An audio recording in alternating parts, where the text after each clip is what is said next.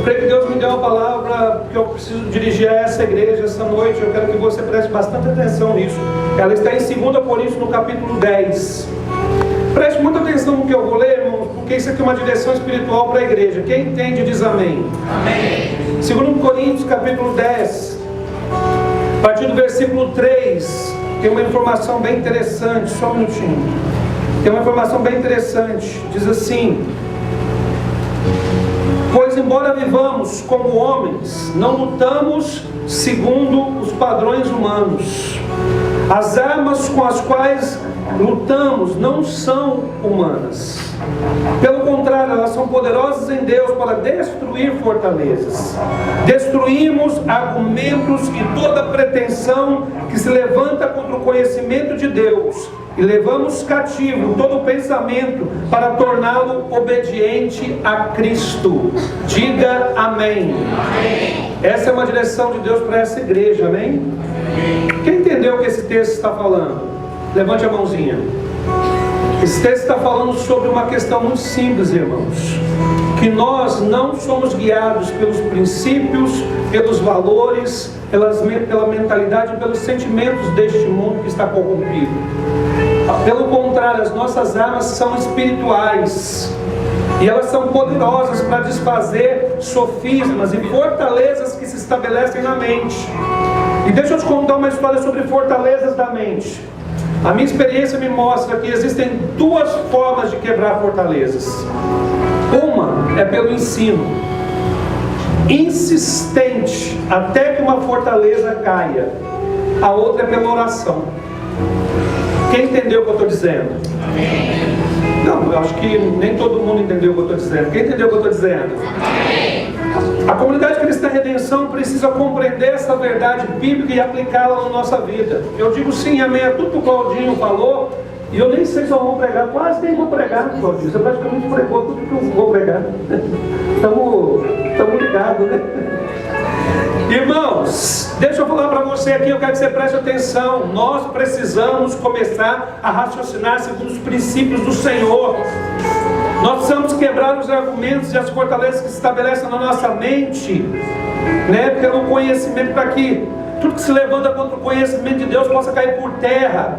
E nós possamos levar cativo todo pensamento de quem, irmãos? Nosso. A obediência de Cristo. Porque todas as vezes que as fortalezas se estabelecem, existe desobediência. Quem entendeu o que eu estou falando aqui, irmãos? Nós sofremos recentemente por causa de desobediência. Então nós temos que quebrar a fortaleza da desobediência obedecendo. É pela palavra, é pela oração, é pela boca do pó, é pelo clamor da igreja, que nós vamos de fato e de verdade entendermos aquilo que Deus quer e precisa fazer em nosso meio. Isso não é obra humana. Isso não é obra humana. Ninguém, homem nenhum, pode convencer outro a fazer algo que ele não entende. Quem pode fazer isso, irmãos? É o Espírito Santo de Deus que pode fazer isso. Então nós vamos fazer o seguinte: agora, antes de dizimarmos, de ofertarmos, até isso a igreja precisa que a cadeia seja quebrada, em nome de Jesus. Porque há tanto sofisma e tanta mentira na cabeça do povo, que até para dizimar e ofertar é uma luta. Pensamentos cativos às fortalezas deste mundo. Misericórdia, irmãos. Ou nós somos igreja ou nós não somos, amém? Ou nós somos povo de Deus ou nós não somos povo de Deus. E a nossa mente, nosso pensamento, ele funciona num outro ritmo e de uma outra forma. Jesus diz: quem quer viver morre, quem quer achar perde. Quem quer caminhar com Ele tem que ir pelo caminho estreito, não pelo largo. Ele mudou a ótica, a lógica que nós tínhamos. Então nós precisamos clamar, irmãos. Então nada melhor para nós fazermos como igreja agora, sabe o que é? É a gente dar a mão para o outro aí, ó, como igreja. Porque tem muita coisa que tem que ser quebrada também, em nome de Jesus. Dá a mão para o seu irmão que está do seu lado aí. E nós vamos começar a levantar um clamor ao Senhor. Todo mundo, ele, fique de pé.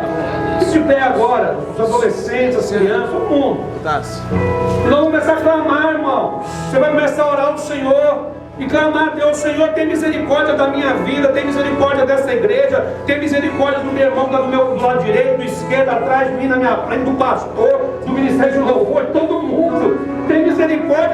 Deus e muda a nossa mentalidade. Nós queremos submeter a nossa mente ao conhecimento de Cristo, porque o que nos importa é o conhecimento de Cristo, e as fortalezas precisam cair, irmãos.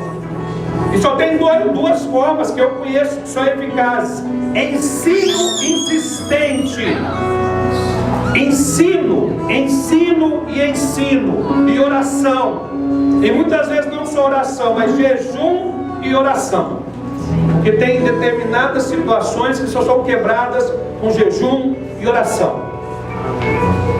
E Deus vai dobrar os nossos joelhos. Aleluia!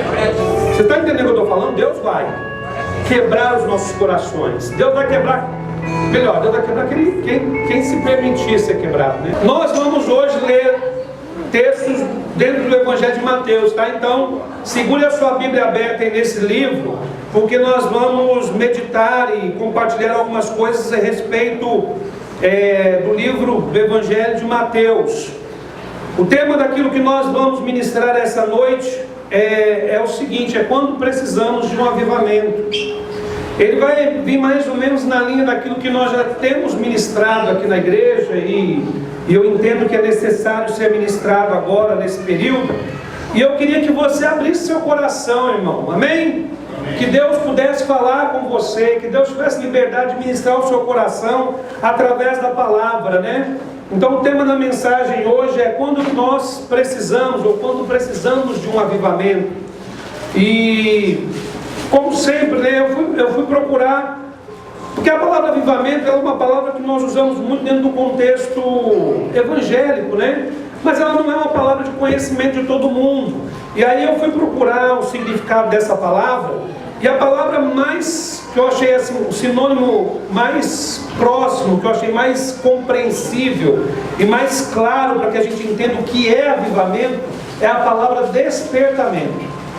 Então, porque quando nós falamos em avivamento espiritual, muitas vezes nós pensamos em movimento pentecostal, naqueles movimentos onde os dons do Espírito se manifestam, né? E acontecem alguns rebuliços santos.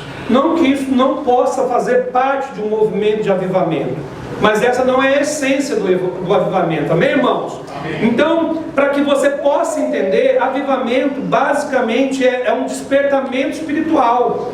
Esse é a essência do que nós chamamos de avivamento, é despertamento espiritual. É um despertamento de Deus no meio da sua igreja, que tem como objetivo conduzir a igreja às verdades eternas do Evangelho, reconduzir a igreja a essas verdades eternas do Evangelho. Então, quando nós falamos de avivamento, nós podemos afirmar algumas coisas. Quero que você preste atenção. Primeiro, avivamento ou despertamento espiritual, né? Vamos usar o termo aqui, avivamento, tá bom? Avivamento, ele só procede de Deus, amém? Homem nenhum pode produzir avivamento. Não existe nada nesse sentido que possa ser fabricado por mãos humanas.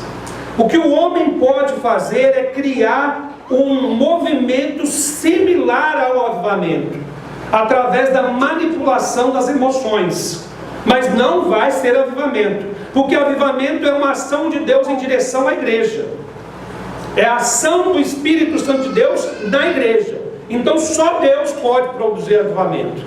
Então, se você pensa assim, a igreja de Jesus precisa ser despertada, eu digo sim, amém para isso. E quem pode despertar a igreja de Jesus? Só Deus pode despertar a sua igreja. Amém? Avivamento também é algo direcionado para aqueles que são salvos, irmãos.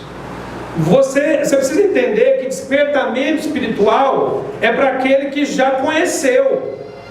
Ele vai ser despertado, ele vai ser reconduzido. Amém? Pode ser que fruto de um avivamento em um local venham a existir muitas conversões, mas o avivamento propriamente dito começa dentro da igreja, para a igreja. Quem está entendendo o que eu estou querendo dizer? Ele vai atingir num segundo momento quem não está na igreja, mas ele começa dentro da igreja. É esse que nós precisamos entender, é esse avivamento. Outra coisa importante entender sobre avivamento é que avivamento ele conduz a uma compreensão mais profunda do reino de Deus, e não apenas do reino de Deus, uma compreensão, mas uma manifestação desse reino entre nós e através de nós, irmãos. Diga amém. Amém. Quando nós falamos em despertamento espiritual, nós estamos falando sobre algo que acontece e não se limita apenas às emoções, a um momento específico de culto ou de reunião pública. Mas o despertamento espiritual propriamente dito, ele começa a mudar a igreja, e essa igreja começa a mudar o mundo. Isso é avivamento. Quando eu digo mudar o mundo, claro que existem dimensões nisso. Às vezes Deus nos chama para mudar a nossa família, Deus nos chama para mudar a nossa comunidade, Deus nos chama para mudar a nossa cidade.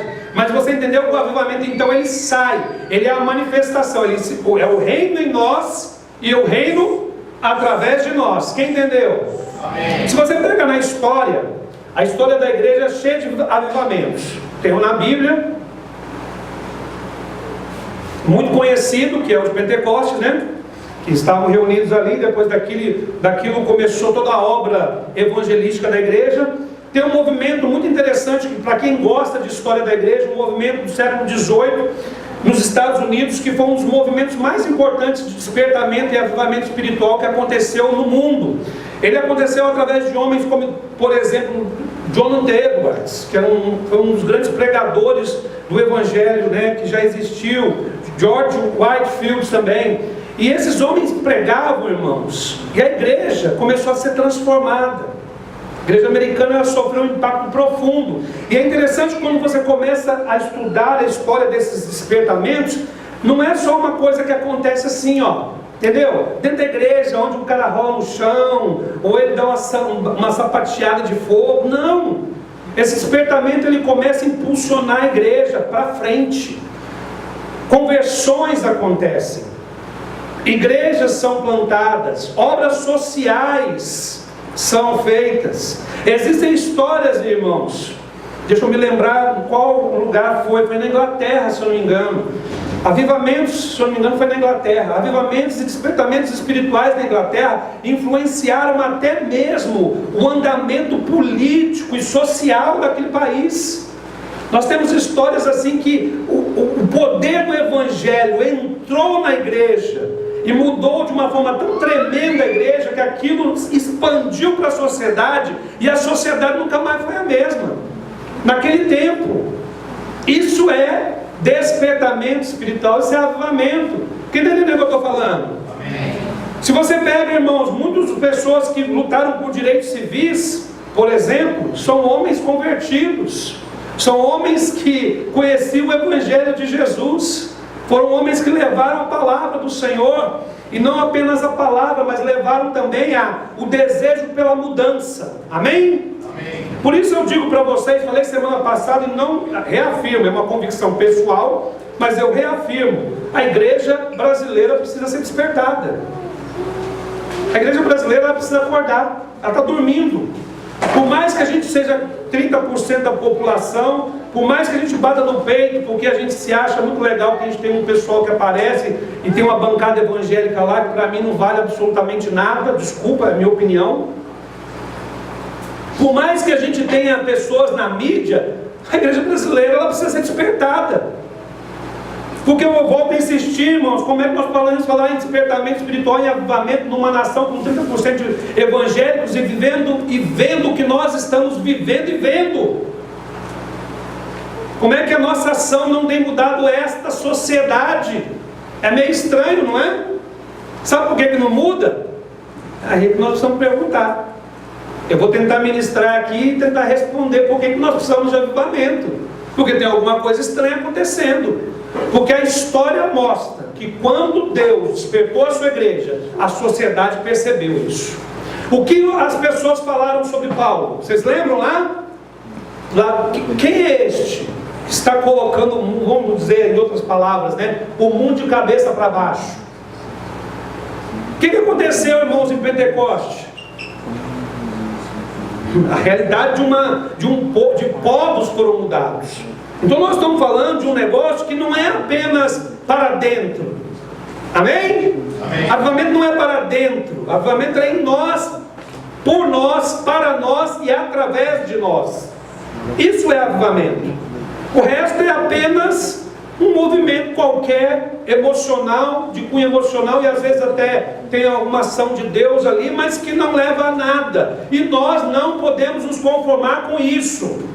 Nós precisamos buscar despertamento, avivamento, para que Deus nos leve a cumprir o propósito dele, a vontade dele neste mundo.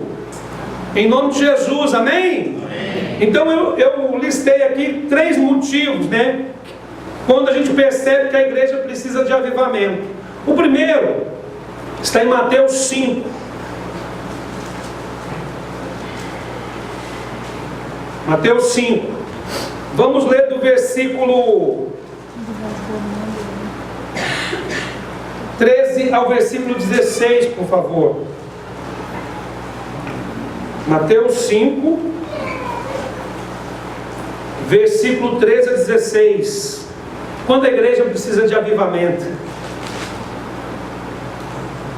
Vamos ler o texto primeiro?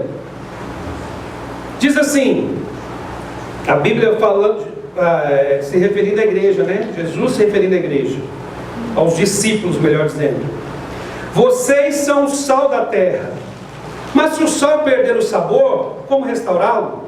Não servirá para nada, exceto para ser jogado fora e pisado pelos homens. Vocês são a luz do mundo. Não se pode esconder uma cidade construída sobre um monte. E também ninguém acende uma candeia e a coloca debaixo de uma vasilha. Pelo contrário, coloca num lugar apropriado. E assim ilumina a todos os que estão na casa. Assim brilhe a luz de vocês diante dos homens, para que vejam as suas boas obras e glorifiquem ao Pai de vocês que está nos céus. Aleluia. Amém? Deus disse aos seus discípulos, e isso se estende a nós, que nós somos sal da terra e luz do mundo, e que nós devemos salgar este mundo. Nós devemos ser aquelas pessoas que provocam sede de Deus, e não apenas isso, mas que preservam, por assim dizer, conservam o reino entre nós. Nós precisamos ser a luz do mundo que ilumina, é isso que o texto diz. E no versículo 16 diz assim: assim brilhe a luz de vocês diante dos homens.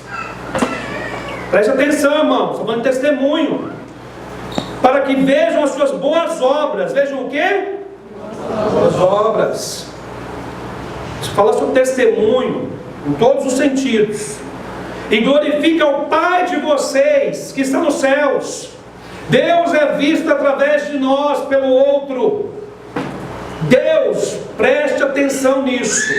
Deus é visto em nós. Deus, melhor, precisa ser visto em nós. As pessoas têm que olhar para nós e ver o Senhor.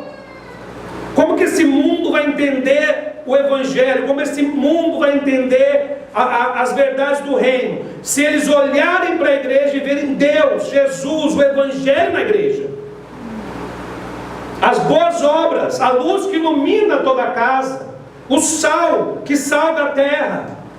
Então, irmãos, deixa eu falar para você uma coisa. Sabe quando nós precisamos de avivamento espiritual? Quando existe uma distância entre o que nós professamos e o que nós fazemos.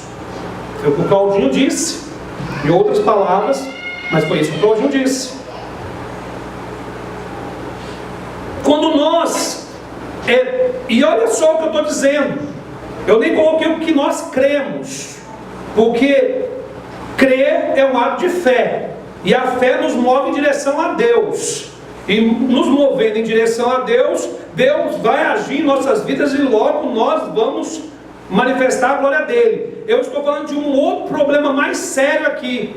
Sabe quando nós precisamos de avivamento, irmãos? Quando aquilo que sai da nossa boca, aquilo que nós professamos como doutrina,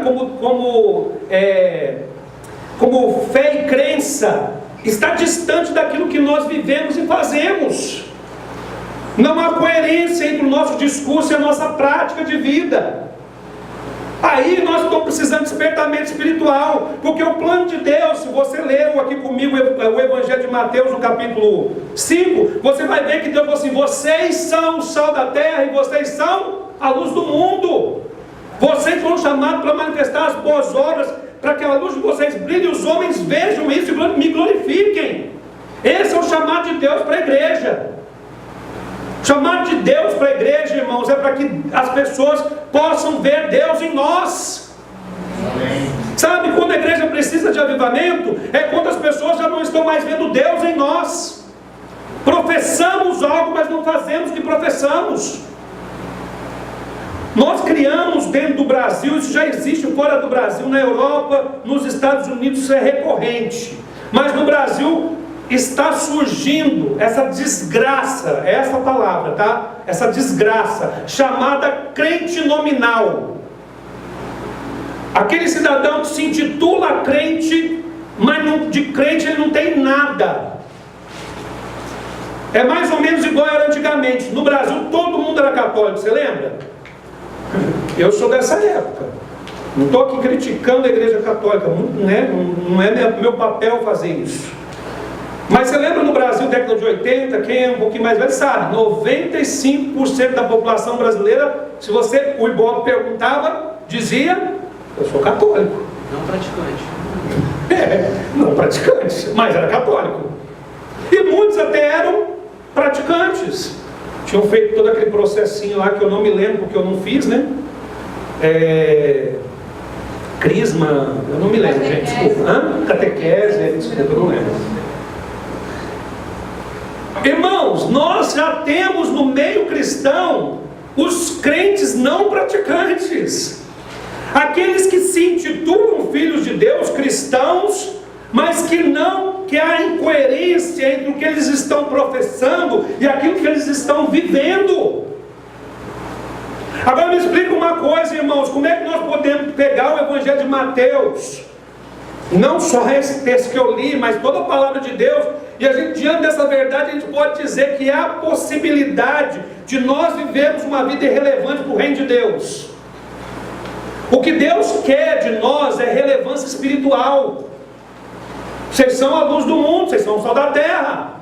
Que a luz brilhe então, e que a luz brilhando os homens possam ver essa luz, possam ver as boas obras, e aí então eles glorifiquem o Pai que está no céu. Foi isso que Jesus disse. Relevância, irmãos. Deus nos chama para relevância. Então, se você me pergunta, quando a igreja precisa de avivamento, eu te digo: quando existe distância entre profissão de fé e prática de fé. Nesse momento, Deus precisa despertar a sua igreja. Se você vai no livro de Apocalipse, você vai perceber que o estado de mornidão espiritual é totalmente condenável aos olhos de Deus, e Deus não aceita. Ele não aceita isso, ele não concorda com isso, ele tem desgosto com relação a isso. E eu quero dizer para você, irmãos, pare para pensar. Se para nós já é difícil conviver com pessoas espiritualmente mornas, você imagina aos olhos de Deus. E aí é uma coisa importante, eu vou continuar batendo nisso, porque é o espírito deste século, e ele precisa tomar porrada, senão ele vai infiltrando a mente no coração das pessoas. Entrou no coração das pessoas o seguinte: eu posso servir a Deus do meu jeito, eu posso servir a Deus no conforto da minha casa, eu posso servir a Deus sem estar necessariamente introduzido na comunhão do corpo de Cristo. Eu vou te dizer algo: você não pode, porque se você fizer isso, você está indo contra a palavra de Deus. Igreja não é você, igreja somos nós. Quem entendeu o que eu estou falando? Amém. Igreja nunca foi eu, igreja sempre foi nós. E aí é o grande equívoco de muitos, porque se nós não tivermos a capacidade de vivermos como corpo de Cristo, nós então não estamos entendendo aquilo que Deus precisa fazer através de nós. E isso entra na mentalidade das pessoas. Por quê? Porque é o espírito do presente século, irmãos. É o que nós chamamos de pós-modernidade, que nós já estamos entrando até numa outra fase. A pós-modernidade já até passou, para falar a verdade. Nós já estamos entrando, já estamos colocando o pezinho na ultramodernidade, para você ter uma ideia. onde as pessoas relativizam a verdade, cada um cria a sua verdade, e cada um, é o que nós chamamos de tempo da pós-verdade, né? A verdade ela foi completamente desconstruída. A igreja não pode estar debaixo desse jugo, dessa mentira de Satanás. A igreja não pode submeter esse tipo de pensamento. E aí então, quando há uma distância entre o que nós professamos e o que nós vivemos, então nós temos um problema sério para resolver. Quem tem que ser luz, irmãos? Nós. Eu vou perguntar de novo. Quem tem que ser luz, irmãos? Nós. Quem tem que ser sal? Nós. Então pronto. Durma com esse barulho. Eu convido a você chegar na sua casa hoje, ou até aqui no culto, até melhor se você conseguir fazer isso aqui no culto, quando a gente for orar aqui, a perguntar de fato, de verdade, se você pode dizer: eu sou sal da terra e luz do mundo. É uma pergunta interessante de você fazer para você mesmo, porque mentalidades precisam ser confrontadas e quebradas. Amém, irmãos? Amém. Mentalidades de religiosidade precisam ser quebradas. Diga amém. Amém. Mentalidades de liberalismo precisam ser quebradas. Diga amém. Amém. Existe um tal de não pega nada hoje que acaba pegando tudo. O pega nada vira pega tudo. Mentalidades, irmãos, que estão muitas vezes dominando a igreja. Nós vivemos uma igreja que ela é machista. Olha que desgraça. Machismo é de Deus, irmãos? Agora eu assustei, peraí. Agora eu fiquei preocupado. Isso não pode, Jesus.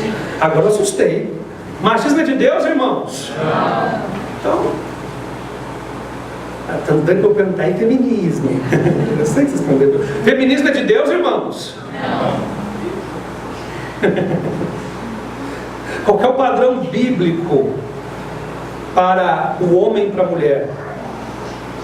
É isso que norteia o cristão. Não é o padrão do mundo, não é o que o mundo diz. As relações e a identidade do homem e da mulher é construída sob a lógica do Evangelho. As relações de uma família são construídas sob a luz do Evangelho, não sobre o que esse mundo diz. É por isso que nós estamos afundando e cada vez mais nos tornando nada. É por isso que a sociedade está isso aí que você está vendo. Eu falei um tempo atrás, irmãos, em faculdade tem reunião de pais e mestres. Isso é triste. O cidadão com 25 anos na faculdade, reunião de pais e mestres. Pelo amor de Deus, apanha, tem que apanhar. Sugestão, bata. Brincadeira. Você consegue acreditar nisso, gente? Por quê? Porque os princípios de Deus, eles só são professados. É por isso que eu estou falando disso. Eles são professados. Não, nós cremos na Bíblia, aleluia. É um livro que nós amamos, que guia a nossa vida. Eu creio no Senhor. Ah, é crer, né? Então como é que você está conduzindo o seu relacionamento familiar, filho? Me explica. Como é que tu trata a tua esposa? Como é que tu trata teu marido? Aí quando você vai ver, não tem nada de Bíblia ali. Como é que são suas relações no trabalho? Não tem nada de Bíblia ali. Nada, nada. Você não encontra nada de Bíblia ali. Como é que é a sua relação no seu trabalho, com as suas finanças? Não tem nada de Bíblia também, nada. Diferença, vocês estão entendendo? Quem está entendendo o que eu estou falando? Porque quando a gente fala assim, entre o que nós professamos e fazemos, a gente acha que é aquele negocinho assim, sabe? Crentez, bom testemunho, é bom testemunho mesmo, tem que dar, mas aquela coisinha bem assim, religiosinha, sabe? Parece que você é um robozinho. Irmãos, não é isso não. Eu estou falando que você tem que ir mais fundo, porque às vezes seu coração está cheio de coisa que Deus não semeou. É disso que eu estou falando. Coisa que Deus nunca colocou, e foi o mundo que colocou dentro de você, e precisa sair na marra. Individualismo vem de Deus, irmãos? Não, vou perguntar de novo. Individualismo vem de Deus? Não. Por que a igreja é individualista então? Responda para mim. Se você tem uma resposta, me dê, por favor. Como é que nós vamos fazer? Corrupção vem de Deus? Não. Mas Mas muitas vezes nós não nos corrompemos. Sim ou não? Sim. Então vocês estão entendendo o que eu estou querendo dizer. Quem entendeu o que eu estou querendo dizer? Amém. O buraco é mais embaixo. Não é só colocar uma roupinha de crente, falar umas palavras evangélicas lá para o seu pessoal da sua escola, do seu trabalho. Não é só disso que eu estou falando, não. Eu estou falando que as estruturas internas, as estruturas de pensamento que existem dentro de você precisam ser confrontadas e quebradas pelo poder do Espírito Santo e se conformarem com a palavra do Senhor. A palavra é o guia, a palavra é que nos norteia. Nós temos como confissão, nós temos como base, nós falamos que a Bíblia é o nosso livro de fé e de prática. Quem vem de igreja tradicional, aí, de igreja presbiteriana, sabe, né? Porque faz classe de catecúmenos e tem que aprender. No Batista também, né? A Bíblia é o nosso livro de fé e prática. E aí? Então ela tem que ser. Quando a igreja precisa de avivamento? Quando há distância entre essas coisas. Jesus chamou para você para viver ou para morrer? Hã? Mas ele te chamou primeiro para morrer, para que depois ele te desse a vida em abundância dele. Mas porque os nossos desejos e a nossa carne borbulham dentro de nós e nós muitas vezes damos vazão a isso? Porque precisamos de despertamento espiritual, avivamento. Simples. Amém? Amém. Quem entendeu o que eu estou falando aqui? Amém. Então vamos continuar aqui. Mateus capítulo 6. O próximo aí na lista, aí no próximo capítulo. Mateus 6. 31 a 34.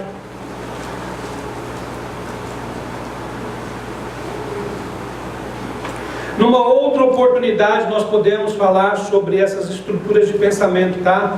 Feminismo, machismo, religiosidade, legalismo, qualquer coisa desse tipo. Não é a ênfase da palavra, por isso eu não estendi, tá? Mas em outro momento a gente pode falar sobre isso. Mateus, no capítulo 6, no versículo 31. Ô texto bom, hein? Diz assim: portanto, não se preocupem dizendo, amém, Jesus, oh glória, que vamos comer, ou que vamos beber, ou que vamos vestir, pois os pagãos é que correm atrás dessas coisas, mas o Pai Celestial sabe que vocês precisam delas. Quem sabe que a gente precisa dessas coisas? O Pai Celestial. Amém.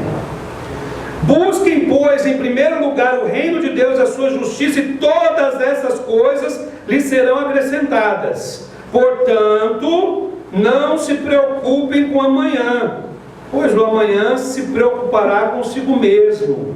Basta a cada dia o seu próprio mal. Amém. É um negócio assim, a palavra de Deus, gente, a Bíblia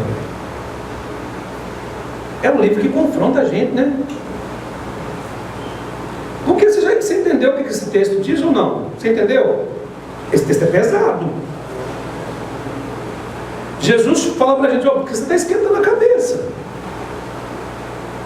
O que você vai comer, o que você vai beber, o que você vai adquirir. Jesus está falando exatamente isso. Ele está falando o seguinte: você não precisa se preocupar, porque isso é preocupação de pagão. Quem é pagão? Pagão é todo aquele que crê em outros deuses, né? Basicamente o pagão é esse. Ele fala que é pagão que corre atrás dessas coisas. E ele ainda diz: mas o Pai Celestial sabe que vocês precisam. Sabe que vocês precisam dessas coisas? Deus sabe. Aí Jesus, ele dá uma confrontada e ele diz assim, ó: busquem, pois, em primeiro lugar o reino dos céus e a sua justiça, e todas essas coisas serão acrescentadas. Ah, não, gente, espera aí. Não, o que é isso? Isso se chama fé. E aí merece um amém mais forte. Busquem, pois, em primeiro lugar o reino de Deus e a sua justiça, e todas essas coisas lhes serão acrescentadas. Amém. Irmãos, Nós precisamos de avivamento quando existe uma distância entre o que professamos e o que fazemos.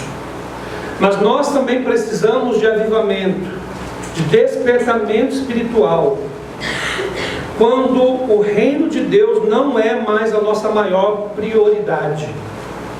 Você deixou de priorizar o reino de Deus. Você deixou o reino de Deus em segundo plano. Então você está morrendo espiritualmente. Amém? Amém. Sabe aquela coisa? Não existe uma mulher que está meio grávida? Não existe, né? Uma mulher ou ela está grávida ou ela não está. Certo? Sim ou não? Ou estou errado? Então, onde eu sei é assim, né? A mulher está grávida ou ela não está grávida. A mesma lógica se aplica ao reino. Ou o reino é a sua maior prioridade, ou ele não é a sua prioridade. É simples. E existe uma coisa, um grande problema, um grande dilema que nós como cristãos precisamos lidar aqui. É porque eu já falei isso várias vezes, mas eu preciso repetir sempre. É que se Deus não ocupa o primeiro lugar, Ele não ocupa lugar nenhum. Vocês entenderam? É simples. Quem gosta de segundo lugar é o Rubinho Barrichello. Quando muito. Quem fica contente com o segundo lugar é o Rubinho Barrichello, irmãos. A exigência de Deus em Cristo, as reivindicações de Deus para nós são altas. Existem altas exigências de Deus com relação aos seus filhos. Ele manda entregar tudo. Ele manda entregar o que você mais valoriza, que é a sua própria vida. Ele diz: entrega a sua vida para que eu te dê uma outra vida. Entrega a sua família para que eu te devolva a sua família restaurada. Entrega os seus sonhos, porque os seus sonhos não te pertencem. Eu postei algo aqui hoje, né? Estava pensando um pouquinho sobre o ministério. Às vezes nas madrugadas da vida eu tenho momentos de reflexão, né? E eu pensei assim, foi engraçado, né? Pronome possessivo está sempre na nossa boca, né? Quem entende português sabe o que é um pronome possessivo, né? E a gente usa muito o pronome possessivo, né? E em algumas situações tem uma certa coerência, mas na boca de um cristão, eu vou te falar, ele não serve para nada.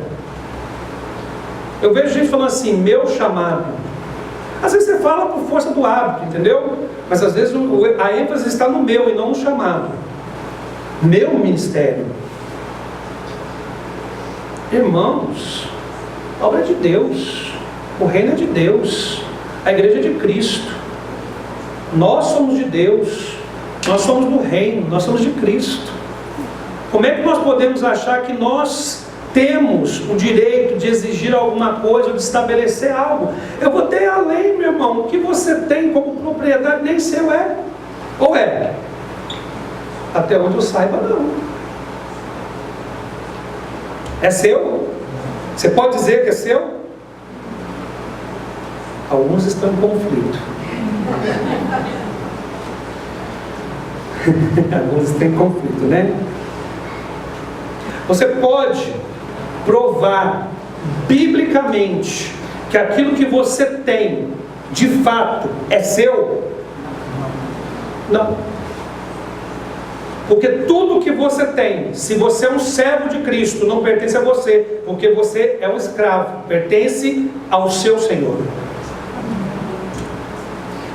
Bens só são administrados e são propriedade de um filho quando o pai morre.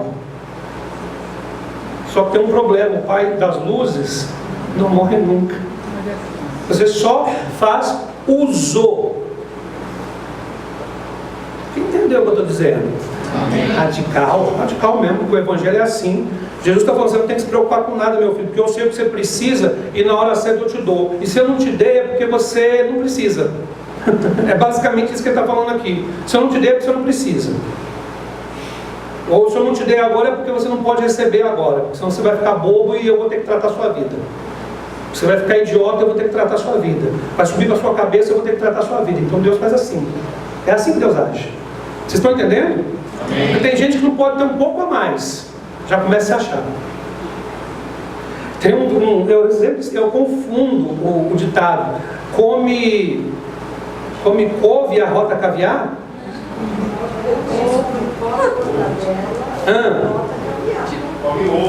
Ovo? Ela já conhece como mortadela. Apesar de se a mortadela fosse cerati ainda, né? Vamos concordar que é uma mortadela a se considerar, né? Irmãos, então vamos usar os exemplos, né? A gente muitas vezes está assim, comendo ovo, mortadela ou couve, e arrotando caviar. Isso aqui nada, absolutamente nada é nosso, nem a nossa vida pertence a nós. Então não há forma da gente entender o nosso tempo nessa terra se não priorizando o reino de Deus. Não há outra forma de você entender o pouco tempo de vida que você tem aqui nessa terra se o reino não for sua prioridade máxima e absoluta. Não tem como. Como é que você vai entender esse mundo se o reino não for sua prioridade, irmãos? Por isso nós estamos precisando de avivamento, porque o reino já não é mais prioridade. Esse é o ponto. Entendeu, queridos? Nós precisamos compreender a dinâmica do reino do Espírito, do reino de Deus. Quem está me entendendo faz assim, ó. Quem está entendendo? Preste atenção, irmãos. Nós precisamos compreender essa verdade bíblica aqui. Eu falei outro dia e vou reforçar o que eu estou falando. Olha só, nós criamos até escalinha em linha vertical descendente. A minha prioridade é Deus. Esquece isso. A sua vida é um círculo. A sua vida é um círculo, não é uma reta descendente. A minha família é de Deus, as minhas coisas são de Deus, eu sou de Deus, o meu ministério é de Deus, meu trabalho é de Deus, tudo é de Deus, e tudo está englobado numa coisa só. Porque senão a gente fala assim, eu não posso. Porque lá me ensinaram que a minha prioridade é Deus, depois a família. Então a minha família vem em primeiro lugar, então de repente eu não posso fazer isso aqui, porque isso está atrapalhando a minha família. Mentira. Isso é argumento do diabo. Eu tenho 22 anos que eu sirvo na obra do Senhor. Eu e minha esposa lado a lado. Nada nos fortaleceu mais do que como casal do que nós estarmos juntos. E aí você vem falar para mim, logo eu não sei completar a frase. Eu sou ruim de fazer um logo eu nunca consegui fazer um logo eu legal. Irmãos, eu posso dar testemunho para vocês. O meu casamento é firme. Eu testemunho para vocês, meu casamento é uma rocha, porque eu e a Elza estamos um do lado do outro o tempo todo. É isso. Na alegria, quando a gente fala alegria e na tristeza, é mesmo, é nesse pé aí. Na saúde da doença, a saúde dela é a minha doença, né? Porque ela é toda saudável, eu sou tudo arrebentado, aleluia. Nem cara a mulher tem. Oh, Jesus tem misericórdia, viu? É uma brincadeira. Eu vou no médico, o médico começa a ticar os exames, tá tudo ruim. Ela vai no médico, não, você tá boa demais da conta. A Elza fica estressada, ela emagrece. Eu fico estressado, eu engordo. Olha que coisa linda. Eu vou falar uma coisa, né? Quando encontramos uma pessoa assim, Elza, você perdeu, acho que a Elza perdeu uns 10 quilos mais ou menos, quase 10, né?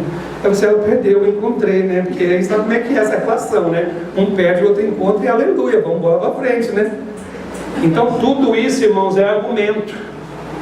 Então se a nossa prioridade não é o reino, se a nossa prioridade não é o reino, então nós estamos priorizando qualquer outra coisa que não é o Senhor. Logo, precisamos de despertamento espiritual. Precisamos. Você pode arrumar a desculpa que você quiser, mas você está precisando. Você está morrendo, mas você não percebeu. Você está na UTI, mas você não sabe. Quando eu estive na UTI, eu só tomei consciência que eu estava na UTI um dia e meio depois que eu estava na UTI. Eu estava morrendo e não sabia. Às vezes seu vida espiritual está do mesmo jeito, você está morrendo e não sabe. Então a palavra de Deus está aqui para te dizer, você está morrendo, filho. Está na hora de você despertar, em nome de Jesus. Amém? Amém. E vamos agora para Mateus 22. Mateus 22. Versículo 36.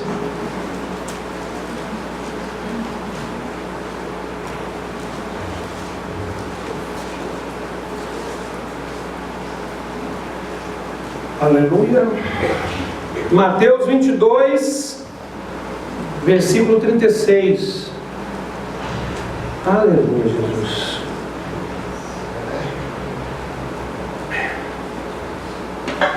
A palavra de Deus diz assim. Faz para mim,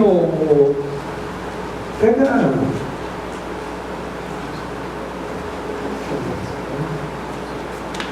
A palavra de Deus diz assim. Está vindo ali já, Silvano. Paul Captain, my Captain. Sociedade dos Poetas Mortos. Robin Williams. O único filme decente que ele fez, você me lembra, cara, Robin Williams. No seu tempo bom. Obrigado. Paul Captain, my Captain. Irmãos, a palavra de Deus diz assim, ó. Mestre, qual é o maior mandamento da lei? Respondeu Jesus: ame o Senhor, o seu Deus, de todo o seu coração, de toda a sua alma, de todo o seu entendimento. Este é o primeiro e maior mandamento. E o segundo é semelhante a ele: ame o seu próximo como a si mesmo. Amém? Amém, amém, irmãos? Amém. Não está na caneca. Então, preste atenção no que Jesus falou. Jesus falou para os seus inquisitores ali, que o pessoal estava querendo fazer uma pegadinha com Jesus, né? E aí Jesus disse o seguinte: qual é o maior mandamento? O maior mandamento é amar a Deus. E que se você ama a Deus, você vai amar você e o próximo. Vocês vão se entender como um só, porque não existe eu no reino, existe nós. E aí então o amor vai fluir. Amém? Vou repetir aqui algo que eu falo insistentemente com essa igreja. E pela graça do nosso Senhor Jesus Cristo, às vezes Ele traz profetas de fora para reforçar o que nós falamos. E aí a igreja escuta, né? Não existe eu na igreja. Igreja é um lugar de nós. Igreja é comunidade. Você ama o próximo porque é um mandamento. E porque ele está ligado a você. Ele está ligado a você. A dor dele teria que ser a sua dor. Sabe quando nós precisamos de avivamento, irmãos? Quando o amor cristão não flui mais em nossas vidas. Eu vou te dar o maior sinal de doença espiritual, de que uma igreja ela está com problemas que precisam ser resolvidos. É quando o amor prático e bíblico não está fluindo dentro da igreja. O amor, falar sobre amor é uma coisa muito difícil, porque o amor ele é um sentimento muito complexo e ao mesmo tempo muito distorcido. Ele é distorcido por quê? Porque o sertanejo universitário estraga o conceito de amor. Não é verdade? Sertanejo universitário é ruim demais, gente. É horrível. Eu estava onde eu estava? Eu estava num lugar, uma loja, não sei onde eu estava, e estava tocando uma música, e a música só falava de negro que era corno. Eu falei, meu Deus do céu, isso não é amor não, velho. O cara, você me traiu, mas agora eu estou feliz, porque eu já estou com outra, e não sei o que, é só essas coisas. É uma desgraça ficar ouvindo esse tipo de música triste. O conceito de amor neste mundo está muito distorcido, irmãos. Completamente distorcido. Você não concorda comigo? Amor, ó, liga lá na novela que era das 8, agora é a novela das 9. O que ela ensina sobre amor? Vê os filmes hoje, o que eles ensinam sobre amor.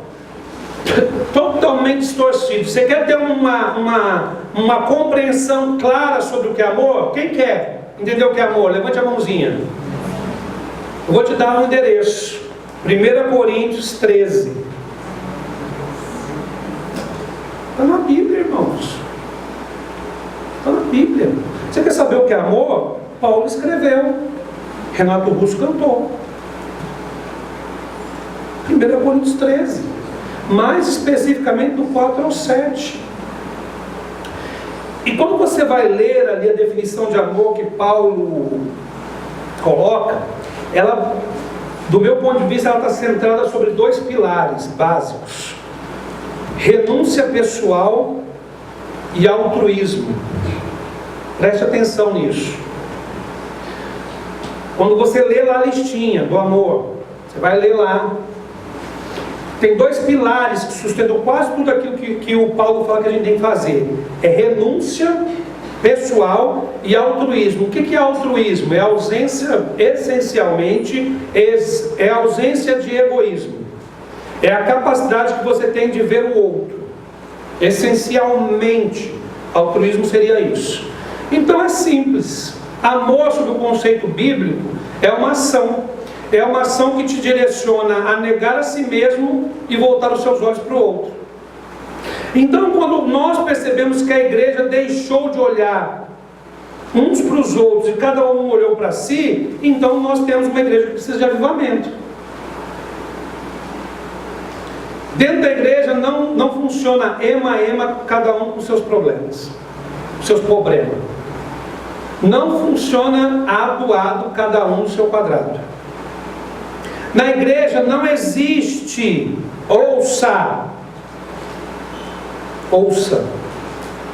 E vocês aprenderam e viram comigo isso. Eu tenho paz em falar o que eu vou falar aqui, porque eu vivo isso. Se você não concorda com isso, o problema é seu, mas eu vivo isso. A dor do seu irmão tem que ser a sua dor. Como é que nós aceitamos? Um irmão muitas vezes está passando por uma necessidade e fala assim, o problema é dele. Como é que a gente aceita o irmão ser ofendido e a gente fala assim, não foi comigo? Não tem amor. Não tem amor. Não romantize o amor, o que é bobagem. Amor romantizado não dura 2 semanas. Não dura 2 semanas. E eu estou sendo otimista. Então, quando a igreja precisa de avivamento, não tem mais amor, ou falta amor. E amor é coisa prática. É renúncia e altruísmo. Quando a dor do outro é a sua. Quando o sofrimento do outro é o seu. Quando o que você vê o outro passando faz você se mover, não apenas em direção a ele, mas para que aquilo seja sanado. Como você pode fazer isso, irmão? Orando, estendendo a mão, apoiando. Tem várias formas, né? Às vezes você não tem muito o que fazer pelo irmão, né? Às vezes você não tem, mas você pode orar. Agora, quando eu ouço na boca de gente da igreja, mas isso não tem nada a ver comigo, é uma facada no meu coração. E como eu ouvi isso no ano de 2016, e como eu ouvi isso no início do ano de 2017, é uma facada. Cada momento por uma situação diferente, e vocês sabem do que eu estou falando. É uma facada. Onde não tem amor, irmãos, precisa de despertamento. Precisa.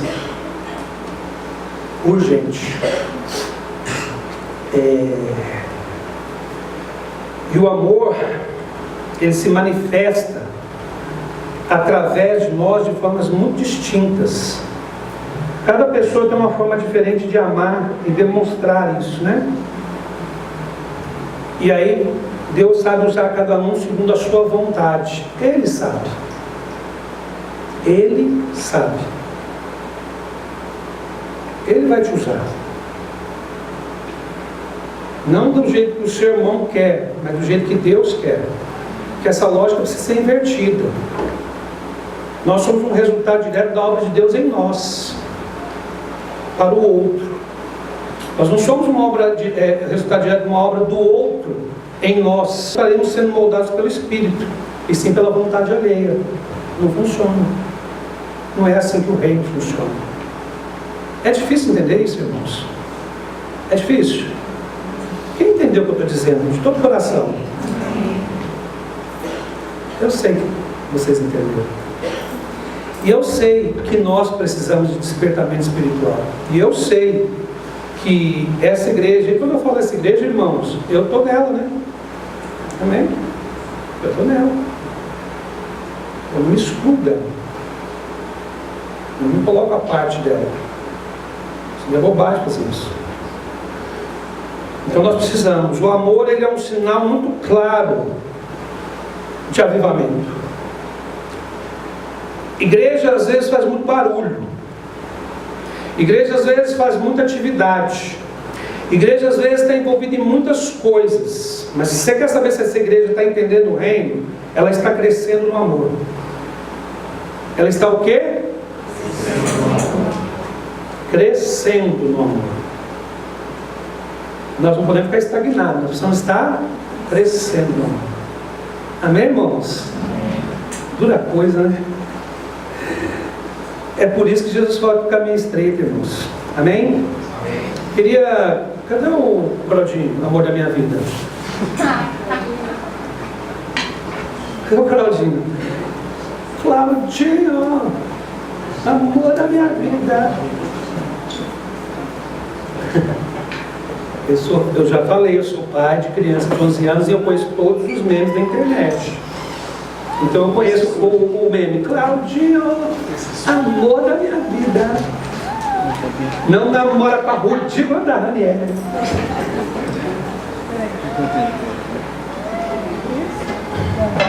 É engraçado aquele negócio, né? Eu dou risada.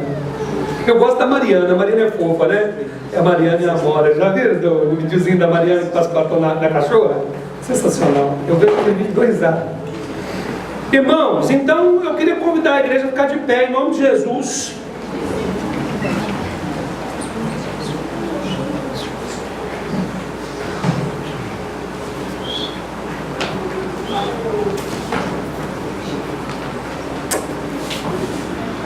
Mateus 24, 12.